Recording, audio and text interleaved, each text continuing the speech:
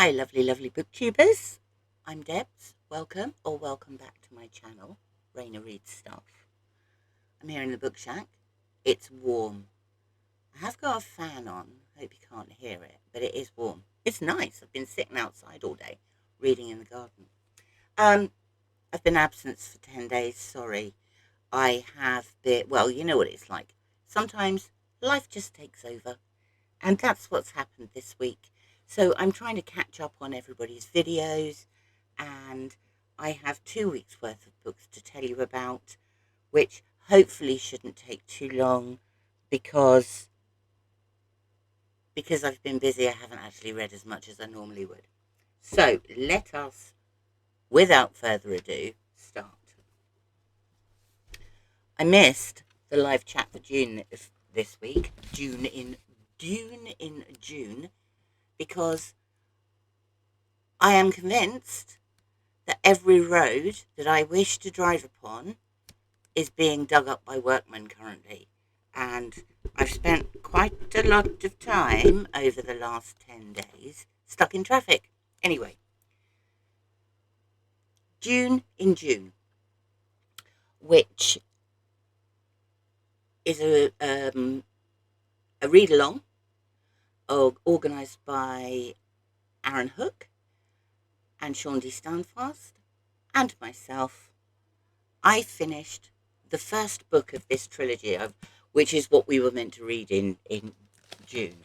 And I am now midway through the second book in the trilogy because I thought actually I would go ahead and just read the whole thing, because that way this whole book can go onto my red bookshelf.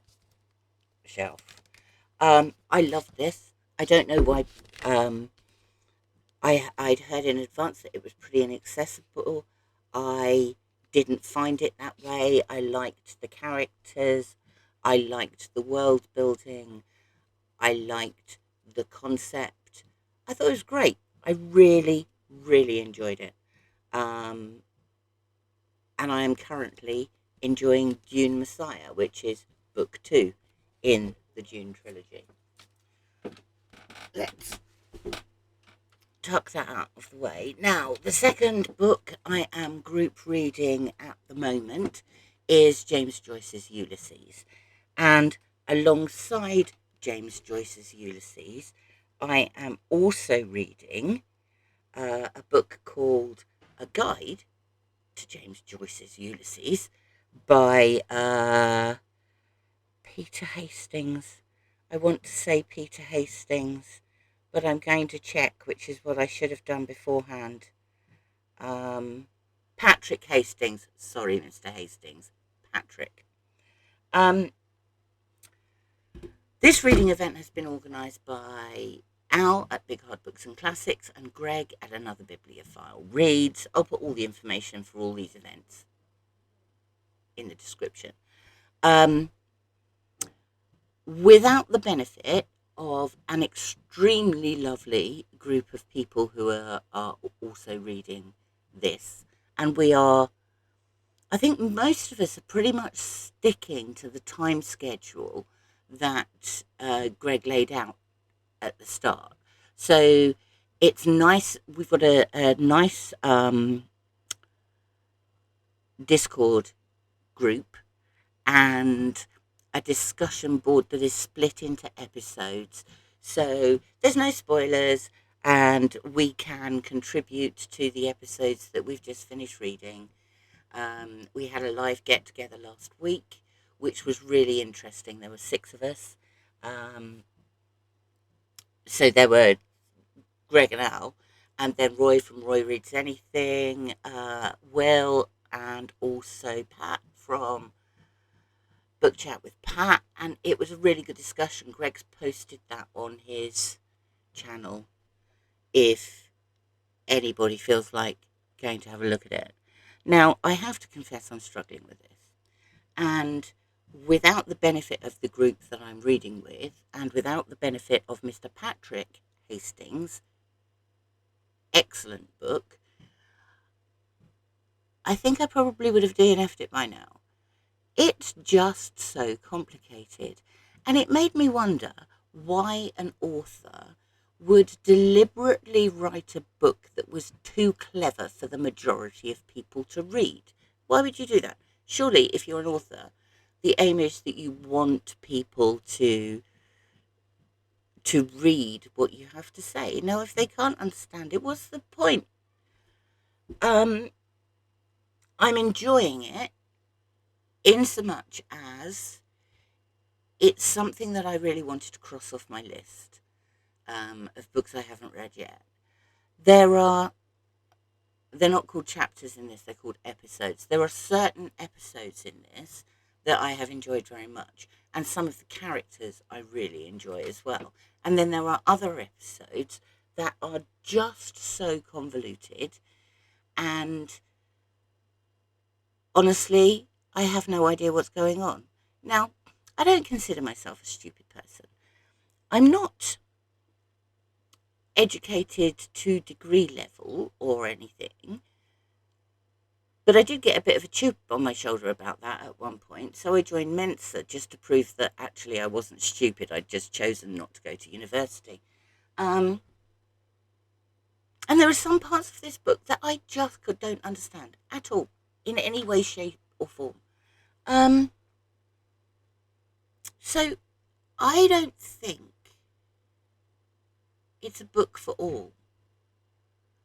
Certainly if I wasn't part of this group read, and I didn't have the benefit of help from other people and the help from Mr. Patrick Hastings, I would seriously struggle with this. Seriously struggle. Al says it's his favourite novel. I suppose I ought to reserve judgment till the end, really. There are 18 episodes in this book. We have just finished episode 12, and we are just over halfway through on the page count. But anyway, I am going to finish this book if it kills me. What should we go for next? Oh, I know, Historathon. We're coming to the end of of the second quarter, and next week I will do this is what I read in the second quarter and this is what I plan to read in the third quarter. But so far, see, it looks as though I haven't read this, doesn't it? This is the favourite book of Reportage, and it's edited by John Carey. It is a collection of first-hand witness accounts, sometimes second-hand witness accounts, of various events throughout history. And this is a book that I am reading throughout Historathon. So, in quarter one, I read everything up to the year 500 CE.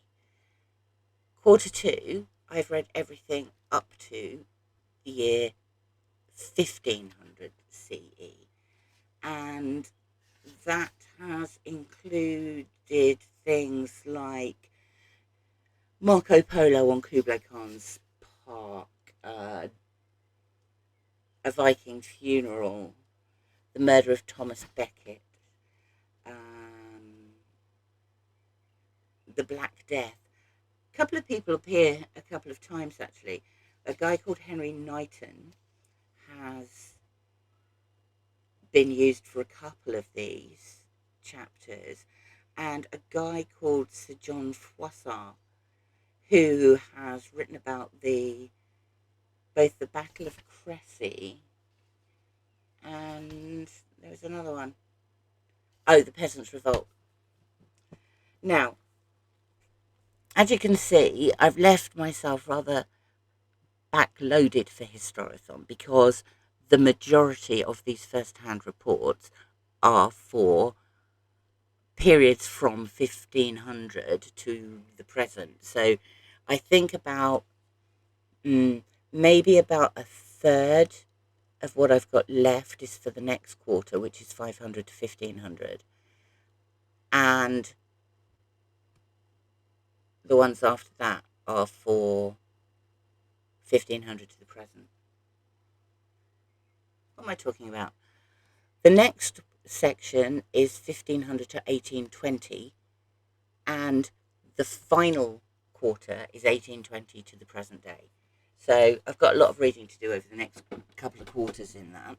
The other thing that I read, or rather listened to, the audiobook that I chose for, not last week, but the week before, was a book called The Golden Rhinoceros, and it was by Francois Xavier Fauvel. And this was a book about Africa in the Middle Ages. It was really interesting. I have not read anything of a similar ilk. I know very little about Africa between ancient Egypt and 19th century political history. So there's, this vast period that I know nothing about whatsoever. So that was really interesting. And it covered, I didn't know very much about the Kingdom of Mali, which apparently was huge. But a lot of the information was taken from people who had traded with Africans. And it was good. It was a good, insightful book. I do struggle with audiobooks because I only listen to them really when I'm driving, and therefore I can't take notes. So what I retain is probably less than if I read a hard copy of the book. Next up,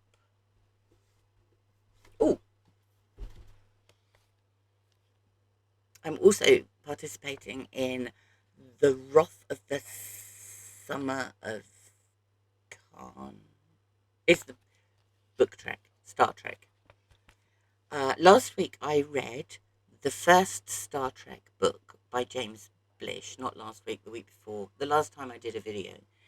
And Vin from Revenant Reads, who is the brainchild behind this challenge, told me that James Blish actually had never seen Star Trek, and all he had to work on were the scripts. So when I said there was no character development or anything like that, how the hell was this guy meant to do his character development? The one I read last week was this. Star Trek Voyager, Starfleet Academy, and it's book 2, The Chance Factor. I bought randomly a bunch of second-hand Star Trek books because I'd never read any before. This is by Diane G. Gallagher and Martin R. Burke. This is quite obviously aimed at younger people.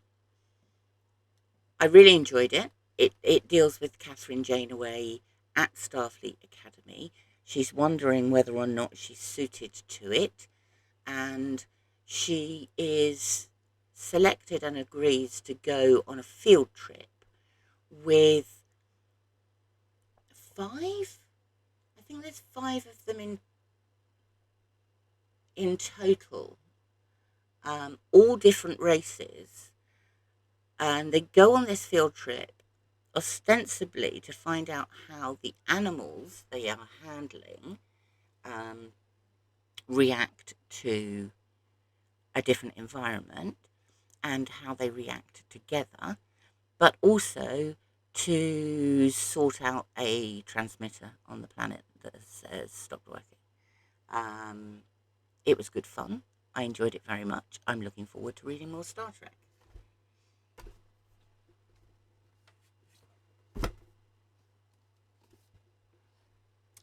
The big books of summer.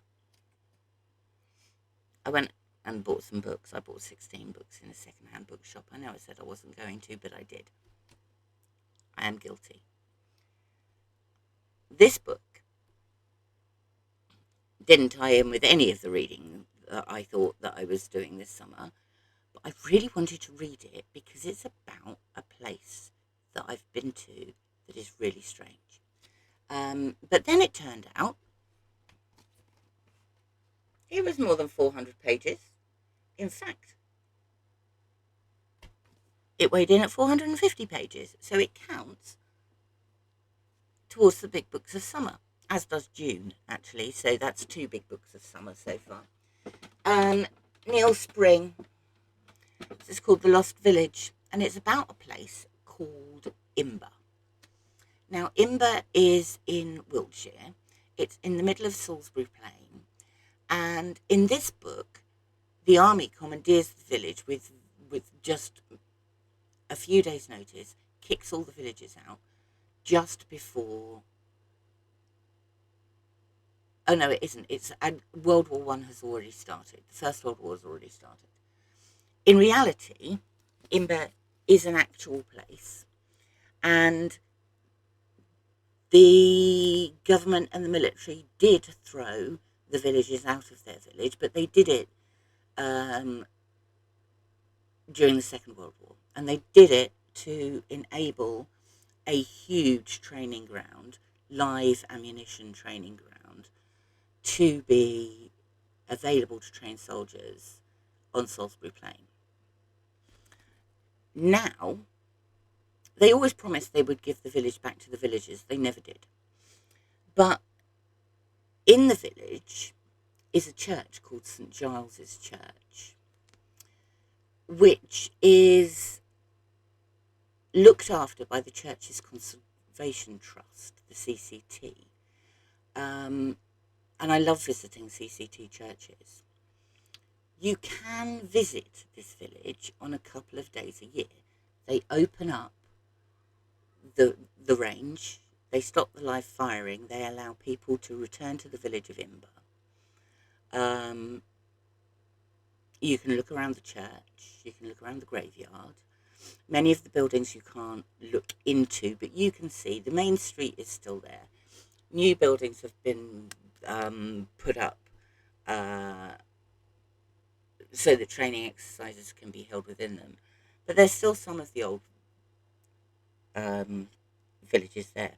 But when I went to visit it, it's so strange. You drive for miles and miles and miles across Salisbury Plain, and I was the only person on this road. I later found out that most of the other visitors had got a route master bus and driven into the village. I didn't know anything about that, so I drove there, which you're allowed to do.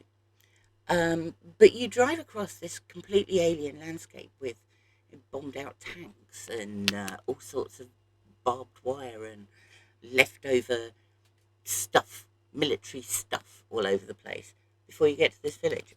Anyway, I couldn't resist buying this book because it was about Imber. It turns out that it's an occult detective story, and I romped through this, absolutely loved it.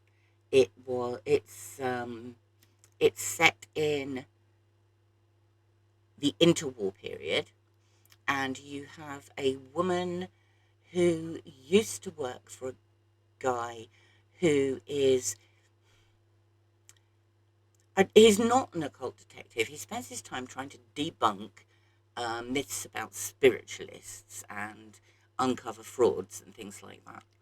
But this is an occult detective story, and it's quite spooky, and I really loved it, and he's written a couple of other books. I'll see if I can find them. What have I missed? Summer of Sport. Summer of Sport. Oh, this was amongst my book haul as well. Look at this. How fabulous is this? Boys' sporting stories. And there's 5 of them in here. This is from the 1950s. I picked it up at a charity shop for a couple of quid. Byrne Brothers Limited, London. Yes, 5 stories, and authored by Arthur Groom, B. Leonard, Ronald Horton, Edgar Garrett, and Martin Parker.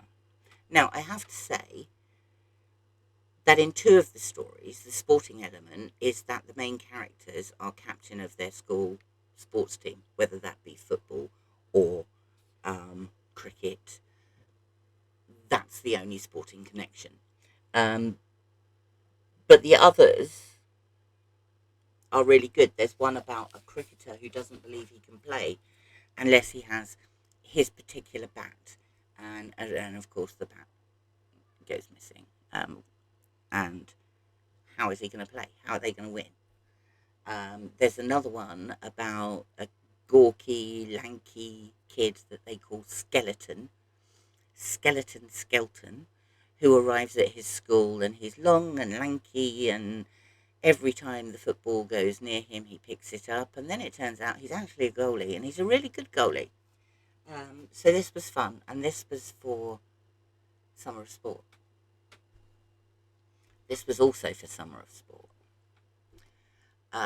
Savage Summit by Jennifer Jordan.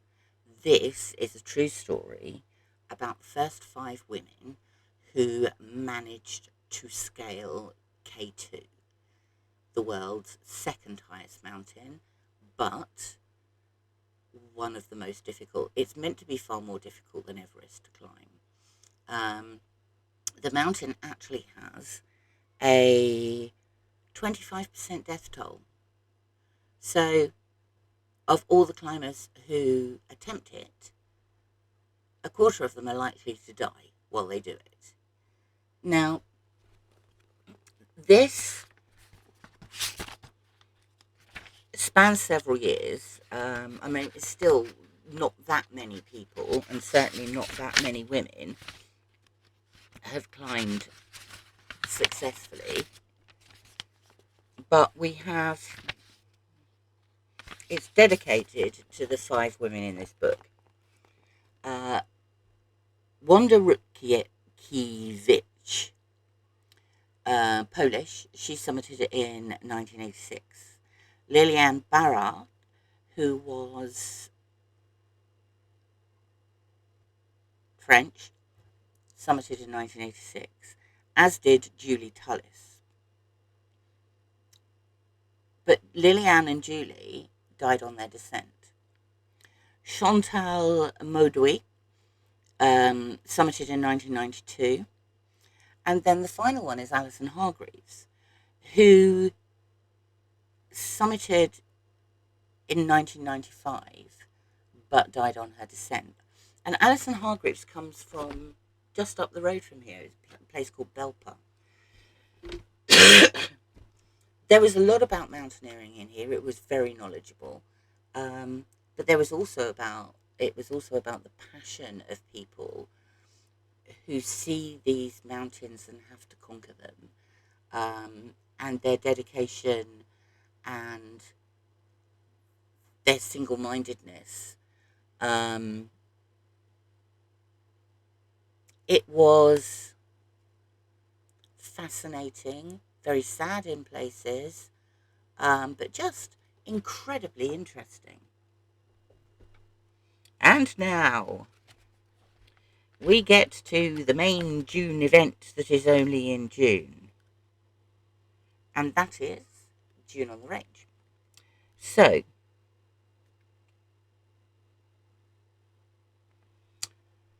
since I last spoke to you, I think I have read, what have I read? 3. So, 2 of the prompts, read Louis L'Amour. I did 2 Louis L'Amours in the first part of the month. I read Hondo and I read Flint. I also read Shane by Jack Schaefer, True Grit by Charles Portis. The second prompt was to read something by Zane Grey. So, as a lot of other people have done, I read Riders of the Purple Sage, which I thoroughly enjoyed. I must say it took me a little longer to get into it than the Louis L'Amour did. I love Louis L'Amour, and I open the first page and that's it. I'm gone. I'm away on a journey in the West. With Riders of the Purple Sage, it took me a bit longer to get into the book, but once I did, I thought it was beautiful. His descriptions of the natural world are wonderful. It has been said that it's a book that hates Mormons. Well, one of the main characters, the main female character, is a Mormon. Nobody hates her. It is a little critical of the menfolk in this area of Utah, and there is a lot of conflict that is mainly cross-religious conflict, but not entirely.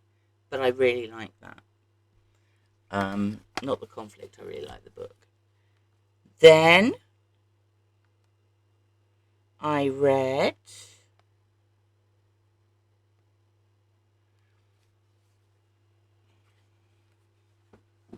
the very first Larry and Stretch book. Now, I had not read any westerns at all until Garb August last year, when I became absolutely obsessed with finding a book that had a cigarette ad in there. And I decided that my best bet was to buy old westerns. I failed. I failed to find a book with a cigarette ad, but I did discover a love of westerns. I read Louis L'Amour. I read a fair few others, actually. But one of the ones I also enjoyed very much was Marshall Grover. Now, Marshall Grover wrote this Larry and Stretch series. I read one of the middle ones. I'm a great one for starting series in the middle, accidentally. So I thought I'd get the first couple for this. These are really good fun. Larry and Stretch come from Texas. They appear to find themselves in places other than Texas. They get into fights when people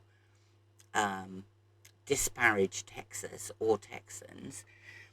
There's an element of humour to them as well. They're quite fast-paced. They're quite short. Turns out Marshall Grover, which I thought was a great Western writer name. That sounds like a great I'm from the